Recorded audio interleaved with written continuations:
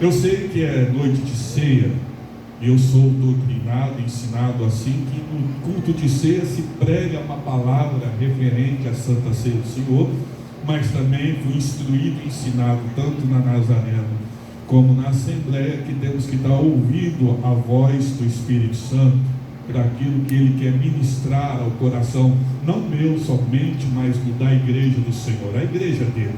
Se eu falar de mim mesmo, sou fracassado, mas eu vim falar do nosso Senhor e Salvador Jesus Cristo, aquele que tem poder de mudar todo o rumo da sua história, aquele que basta uma palavra, tudo muda. É Ele que está aqui essa noite, aleluia. É Ele que se faz presente, foi o primeiro a chegar aqui essa noite, aleluia. E já preparou o culto, preparou a palavra, tudo foi feito conforme a orientação e a vontade dEle, em nome de Jesus. Quando o pastor Rafael me chamou, uma palavra muito forte veio no meu coração, em Atos capítulo de número 27, Atos capítulo de número 27, versículo de número 24 do livro de Atos dos Apóstolos, capítulo de número 27, versículo de número 24, eu vou ler o 25, 26, eu sei que tem Santa Ceia, não vou deixar o pastor Rafael puxar minha orelha, porque o tempo é precioso, mas vou tentar deixar tudo aquilo que Deus colocou no meu coração. Os irmãos que encontraram, digam amém. Os que não encontraram, ficam no telão ali, meu irmão, e vai ser abençoado. Amém? Não quero que ninguém. Dizendo Paulo, não temas, ali está falhando ali? Não temas, importa que comparecemos perante a César, eis que Deus lhe deu todos os que navegam contigo. Versículo 25. Portanto, senhores, tende bom ânimo, pois creio em Deus que há de suceder assim como me foi dito. Amém. Só tem. Meus irmãos, eu acredito que todos aqui já ouviram falar sobre o apóstolo Paulo, antigamente conhecido como Saulo. Saulo, ele era um homem do Sinédrio, e também ele foi perseguidor dos cristãos, dos primeiros discípulos, ou apóstolos, como os irmãos queiram falar. E ele perseguia a igreja do Senhor, e perseguindo a igreja do Senhor a certo ponto, ele pegou cartas para ir a Damasco e prender mais cristãos. E quando ele estava a caminho de Damasco, Jesus apareceu a ele em visão e disse: Saulo, Saulo, por que me persegue? Duro é recalcar com um dos meus agrilhões. E a Bíblia vai dizer que nesse exato momento Saulo cai do cavalo e fica cego, e fica procurando e falando: quem é que fala comigo? Eu sou Jesus Cristo, a quem tu persegues. E daquele dia ele ficou cego. E a Bíblia vai dizer que ele vai parar numa rua chamada à direita, e naquela rua chamada à direita, ele fica orando por algum tempo, até que o próprio Senhor vai a Ananias e diz: Ananias, vai à rua chamada à direita, porque lá tem alguém orando. E ele diz: quem é? Procura um homem chamado Saulo de Tarso. Quando ele fala, Ananias fica com medo, porque sabe quem era Saulo, que perseguia a igreja do Senhor. E ele diz: não, Senhor, o Senhor não sabe quem é esse Saulo que persegue os cristãos, mata os cristãos? Ele até participou da morte de Estevão, segurou as vestes. Porém, ele disse: vai, porque eu vou mostrar como deve padecer pelo meu nome.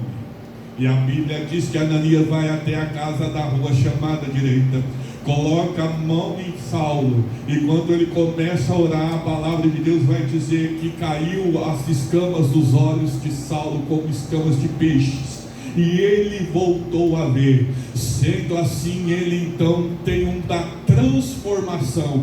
E agora ele começa a pregoar a palavra do Senhor. Vai até os discípulos que quando ele chega lá, acredito que eles ficam com medo, apavorado, porque Saulo era perseguidor da igreja. E quando ele fica apavorado, eles falam: mas que faz tu aqui, Saulo? Aí Barnabé vai: não, ele se converteu, ele agora é um dos nossos. E a Bíblia diz então que ele o aceita, e ele vira um grande ministro da palavra do Senhor. A primeira coisa que eu aprendo nesta passagem que é aqui dita por mim, é que todos aqueles que têm um encontro com Jesus têm transformação de vida. Não existe ninguém que tenha um encontro real com Cristo que a sua vida não mude por completa. E nesta noite Jesus Cristo de Nazaré está neste lugar, e se você tem um encontro com Ele esta noite, Ele é capaz de mudar a tua história, como Ele mudou a história de Saulo e transformou Saulo em Paulo. Aleluias. E Paulo então começa a pregoar a palavra. Eu tenho que ser rápido, vou encurtar, dizendo que ele fica conhecido, desculpe a palavra, mas tem que acompanhar a palavra, como a seita dos nazarenos. Sim, ele é chamado como um dos líderes, abre aspas, da seita dos nazarenos. Porque chamavam assim aqueles que seguiam a Jesus Cristo? Por quê? Porque Jesus vinha de Nazaré. Então, para se identificar a palavra, esse aí é aquele que prega a palavra sobre Jesus de Nazaré, aquele, o Nazareno. Sim, então começaram os principais, os sacerdotes, chamar todos aqueles que seguiam a Jesus como os seitas de Nazareno.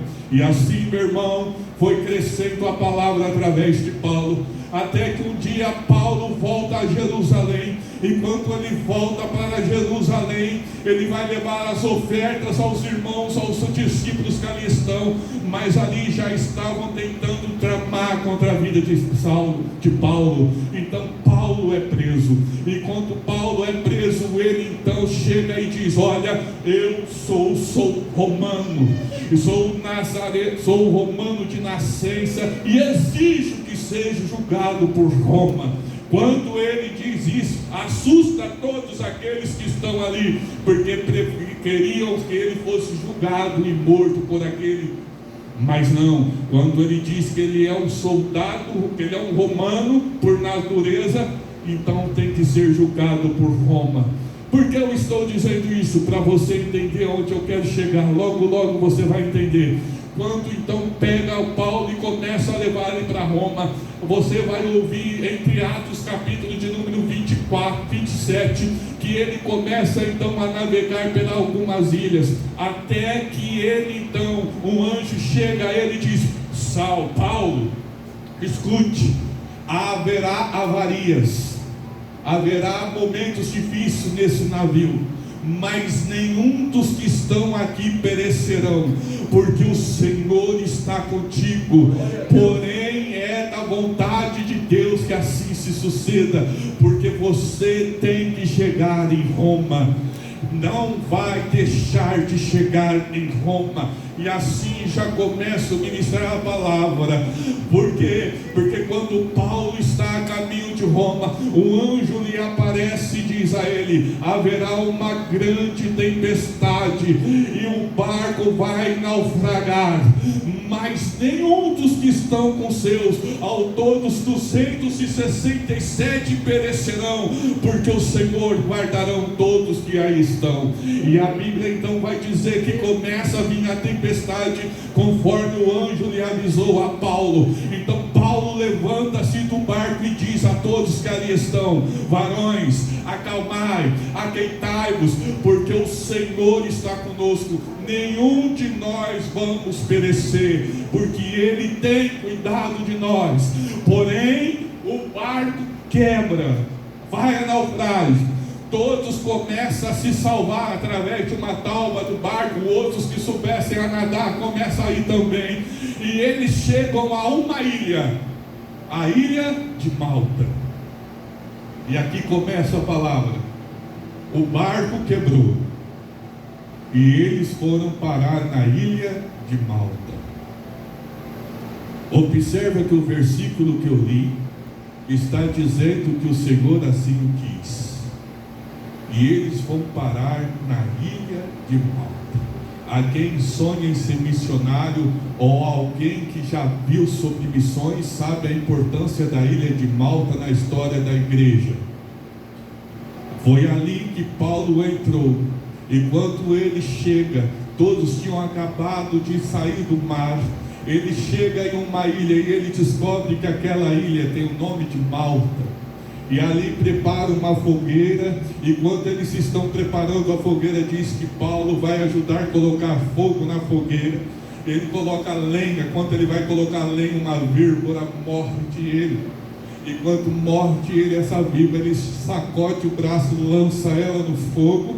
E todos que ali estavam esperavam que Paulo morresse. Mas Paulo não morreu e não sentiu nada. E então ficaram mais amedrontados ainda sobre a fé de Paulo. E quando Paulo está ali, a sua fama percorre e ele começa a ministrar a palavra naquela ilha. E todos que ali ouviam ele aceitavam Jesus como seu Salvador. Aceitavam Jesus a tal ponto de chamar Paulo. E Paulo curava todos, até curar também o governador daquela ilha, curar a sogra. Agora escute isso que Deus vai falar. É necessário o barco quebrar. Foi necessário o barco quebrar. Eu já vou usar uma tipologia para você entender. Deus me trouxe aqui essa noite para te dizer: foi necessário acontecer aquilo, porque foi permissão de Deus. Aleluia. Deus está dizendo para alguém: foi necessário você passar por esse problema, foi necessário você enfrentar essa adversidade, porque estava nos meus propósitos.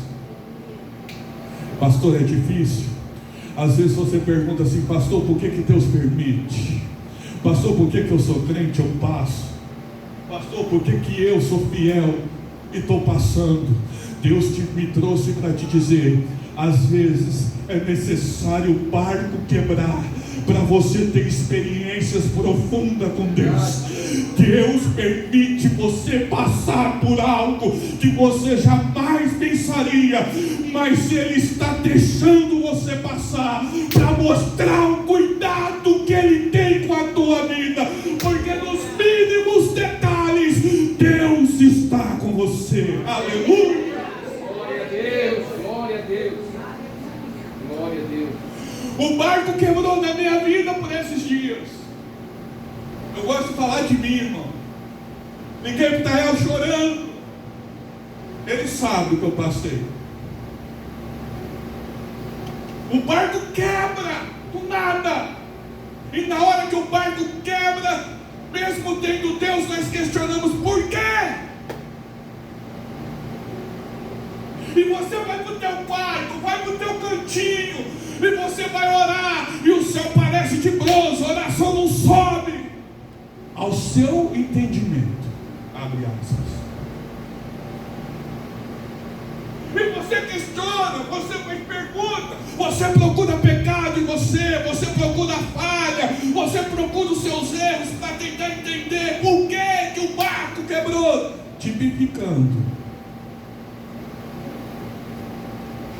Por que chegou o resultado do exame? Por que o advogado disse assim? Por que eu perdi o emprego? Por que é isso?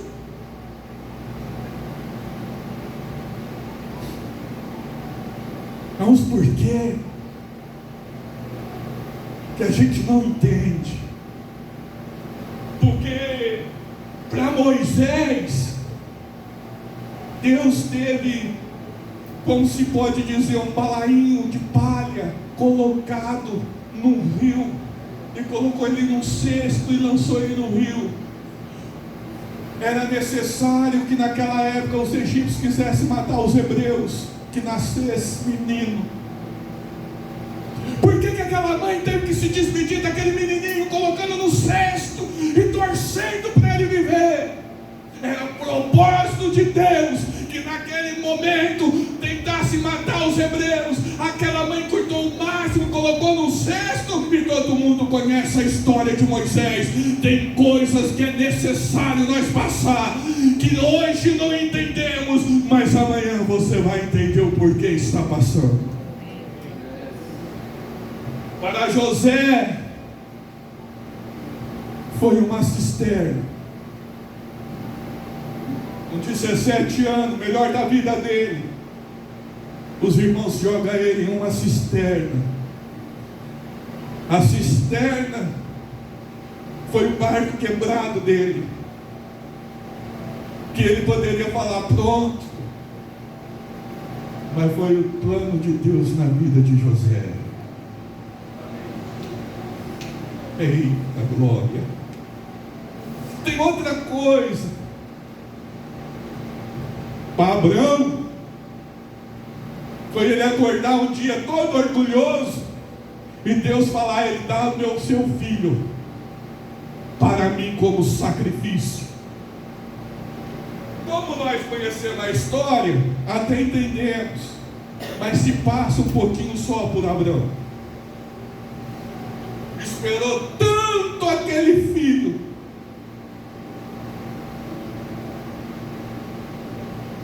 e agora o Senhor está pedindo ele.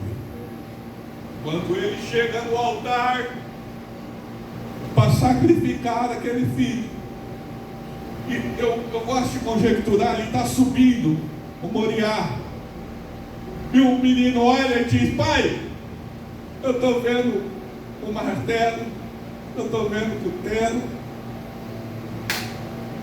mas cadê o sacrifício?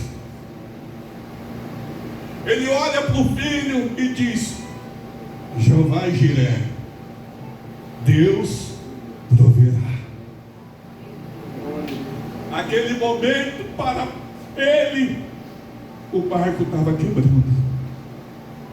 O barco aqui, para você que não está entendendo,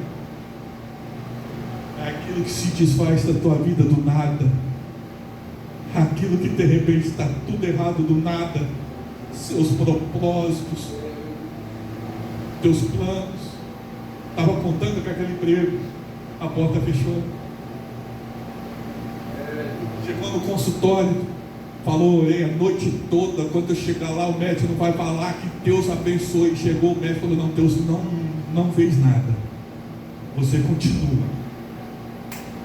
Chegou para o advogado falou: nós vamos perder essa causa, não tem jeito. Sabe, irmãos, é nesse momento que cai a ficha, que nós, por nós mesmos, não conseguimos nada. Miserável homem que sou, quem poderá me livrar o corpo da morte? É nessa hora que entendemos que dependemos do Senhor. Eu estava no meu serviço, quando chegou uma mensagem. Eu li a mensagem, como eu trabalhava com o irmão da igreja, eu mostrei a mensagem para ele. Ele falou assim: só te vi a mensagem, vai embora, porque você não vai ter cabeça para continuar aqui. O barco quebra do nada, e o Senhor me trouxe aqui num culto de Santa Ceia para falar que o barco quebra, mas há um propósito.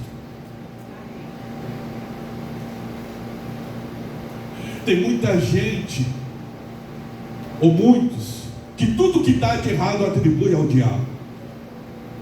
Não é assim? Mas Deus nesta noite te trouxe aqui para dizer: não. Jó poderia atribuir ao diabo, mas ele não atribuiu ao diabo.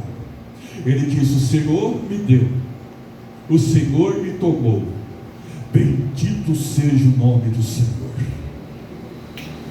Deus está dizendo ao coração de alguém aqui: você não está entendendo o meu trabalhar. mas eu estou trabalhando ao teu favor, aleluia, de maneira que tu entenderás porque passou por este vale, porque eu tenho cuidado de ti, porque eu vejo que ninguém vê, aleluia, eu ouço que ninguém ouve, aleluia, eu participo de conversas que você não participa, eu vejo que você ainda não viu, eu estou vendo coisas que você não viu, por isso eu te guardo, por isso eu fecho porta, por isso eu permito isso, mas saiba que o meu cuidado é sobre a tua vida. Glória a Deus. Glória a Deus. Eu lembro quando a primeira igreja que eu dirigi, pastor José Carlos, eu trabalhava no meu melhor emprego, era o meu melhor emprego. E eu cheguei em casa, eu falei para minha esposa, eu não me esqueço disso, nossa, o melhor emprego que eu arrumei, estava bem, eu estava feliz. Aí de repente eu fui trabalhar no outro dia, o síndico lá do condomínio, eu trabalhava no condomínio IP Roxo, ele falou, perderam o posto, a partir de amanhã você não vem. Ei, conversa com o rapaz, ficou triste. Eu lamentei, chorei, cheguei chorando em casa. Nesse mesmo dia, à noite, que eu trabalhava à noite, dormindo, na hora que chegou a noite, chega um pastor lá na minha casa e fala assim, irmão Vércio, pois não, estou precisando de um pastor lá naquela igreja, e eu indiquei o seu nome. Eu olhei, amém. Olhei para minha esposa, amém. Eu vou lá, eu dirijo. Agora, por que eu estou falando disso? Porque se eu tivesse naquele serviço, eu não poderia aceitar, porque eu trabalhava à noite. Aquela porta se fechou bem naquele dia que o pastor ia me chamar para dirigir o trabalho. Eu não entendi porque aquela porta se fechou na hora. Depois eu entendo hoje que foi um propósito de Deus.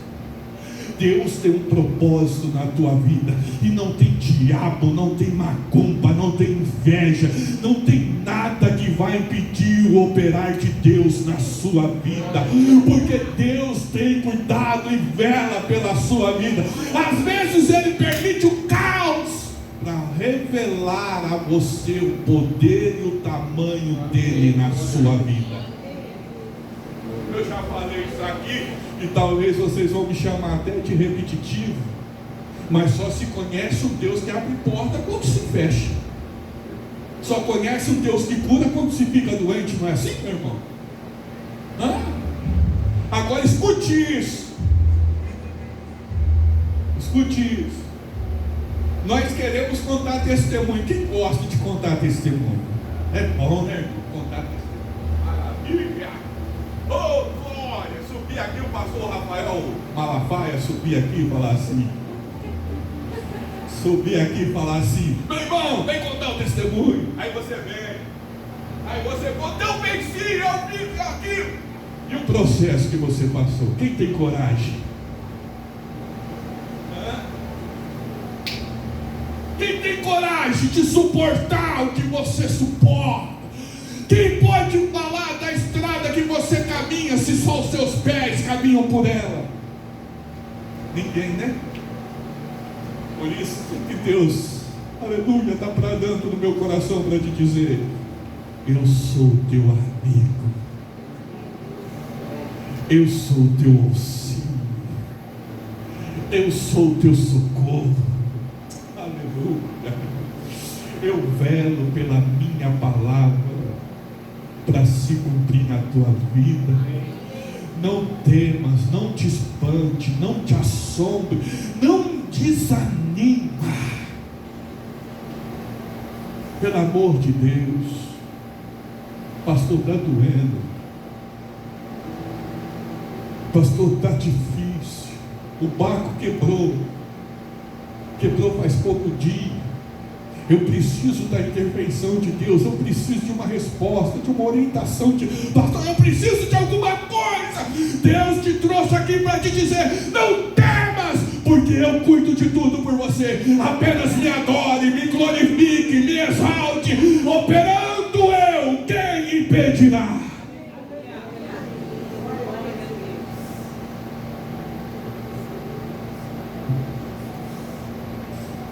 Adore em meio às lutas. Oh, é difícil ser adorador com o barco quebrado, mas adore em meio às lutas. Como diz um louvor antigo: eu preciso aprender um pouco aqui, eu preciso aprender um pouco ali, eu preciso aprender mais de Deus, porque Ele é quem cuida de mim. Se uma porta se fecha aqui, outras portas se abrem ali. Eu preciso aprender mais de Deus. Por quê? Porque Ele é quem cuida de mim. Deus cuida de mim. Às vezes vai aparecer urso, às vezes vai aparecer leão, às vezes vai aparecer gigante na tua vida, mas é tudo para tirar você do anonimato, é tudo para mostrar quão grande é o teu Deus na sua vida. Não temas este mau momento, não temas esta fase difícil que você possa estar passando. Em nome de Jesus, levanta a tua cabeça, cante o hino da vitória, declara que Ele é o teu Deus e Ele vai cuidar de todos os detalhes da sua vida. O vento está soprando, o vento está batendo contra o seu barco, não desespera, Ele está sob o controle. Glória a Deus. Amém. Eu vou falar como o apóstolo Paulo falou para aqueles que estavam no navio: não desanime, não fique preocupado, porque o que Deus tem para fazer na sua vida vai se cumprir e você não perecerá, porque as mãos do Senhor é sobre ti. Aleluia. Irmãos, não é no meio da alegria que se conhece um adorador. Adorador se conhece nas aflições da vida, porque como um bom servo de Deus, nem só de bonança vive a nossa vida, nem só de mares tranquilos vive a nossa vida. Há adversidades, há tempestades. O tempo fecha do nada, fica aquela escuridão na nossa vida. E às vezes até o barco parece que vai naufragar, chega a naufragar, mas até aquela madeirinha do barco que serviu para alguns chegar até a praia, até a ilha de Malta, foi propósito de Deus na vida deles. Nós precisamos olhar com mais cuidado, com mais zelo, cuidado de Deus na nossa vida, porque infelizmente o que chama mais a nossa atenção no nosso dia a dia é as adversidades. Às vezes contamos mais para pessoas os ventos que passamos do que aquilo que Deus já fez na nossa vida. E o Senhor me trouxe também para te lembrar: ei, o que eu já fiz na tua vida. Olha o que eu já fiz por você. Eu só estou aqui pela graça, pela misericórdia, pela bondade de Deus na minha vida. Ah, se não fosse a infinita graça e misericórdia de Deus na minha vida. Você só está aqui porque o Espírito de Deus te sustentou até hoje. Por você mesmo já tinha largado o casamento, já tinha largado um monte de coisa, mas as mãos de Deus te fortaleceu a resistir até hoje. Sim ou não? Por nós mesmos dá vontade de chutar o barraco? Desculpa a expressão da palavra, mas o Espírito Santo fala: quieta-te, calma, respira, vai passar. Pastor, o vento naufragou o meu barco. O que eu faço? Confia. Eu sei que é difícil. A geração de hoje é impaciente. Queremos tudo na hora. Não é assim? Controle de televisão começa a falhar, você já começa a ver assim o controle. Você não quer levantar para ir até na televisão mudar o canal. Você quebra o controle, mas não levanta para mudar o canal, para baixar. Não é assim, é o imediatismo. Airfryer, micro-ondas, pode reparar que eles estão fazendo tudo para facilitar. E nisso cria em nós uma certa percepção de que Deus também é assim. Porque nós somos criados assim, né? Queira ou não queira. Estou aqui, vou pegar um Uber, eu chego até lá rapidinho. Eu faço isso, é rapidinho. E acha que Deus vai ser da mesma maneira na sua vida. E Deus está falando para alguém assim: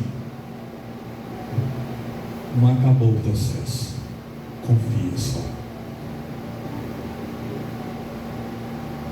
Pastor, você me desanimou, né? Confia. Faz parte do processo, faz parte do propósito. Deus revela o propósito, mas não revela o processo. Ele pode até falar: o pastor Rafael vai chegar lá, mas ele não vai falar como ele vai chegar. Pensou se ele falasse para José do Egito: você vai ser governador, mas eu vou fazer você parar numa cisterna, numa prisão. Ele ia falar: não, põe outro no meu lugar. Se ele falasse para Davi, ele ia falar: não, põe outro no meu lugar. Deus não vai falar o que vai fazer na minha e na sua vida, mas ele vai falar para você, está falando para você: confia. Uns confiam em carros, outros em cavalo, mas nós fazemos menção do nome do Senhor.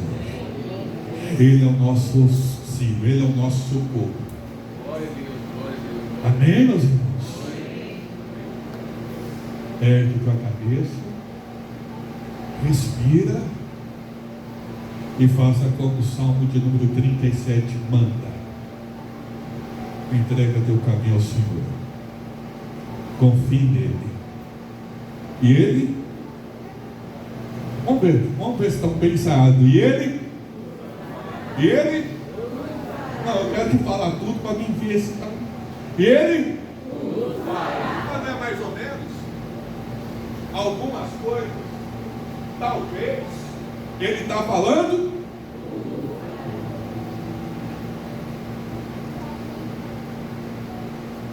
Aleluia. Sei que é culto de ceia, mas Deus me trouxe aqui para dizer isso para você. Esse mês você vai ver o meu cuidado contigo e vai entender por que eu permiti o vento, por que eu permiti o barco naufragar. Amém, meus irmãos? Posso fazer uma oração, Rafa, rapidinho? Se coloque em pé, eu vou fazer uma oração. Já passei? Passei? Está dentro? Vai lá, vai. Aleluia. Vamos orar. Senhor, foi o Senhor que colocou essa palavra no meu coração. Talvez tenha pessoas aqui, Senhor Deus, que está se sentindo, Senhor, à deriva. Está se sentindo sem saída, Senhor. Não sabe como proceder, como sair. Mas o Senhor é o nosso auxílio, o nosso socorro bem presente na angústia. Pai, visita esses agora. Estende suas mãos a favor destes, Senhor. Repreenda o vento, repreenda o mar agitado, Senhor. Ei, Senhor, cuida de cada detalhe, cuida de cada família representada aqui, Senhor. Que eles possam ver a Tua mão agindo a favor deles. Pai, em nome de Jesus, a Tua palavra diz que ela não volta vazia.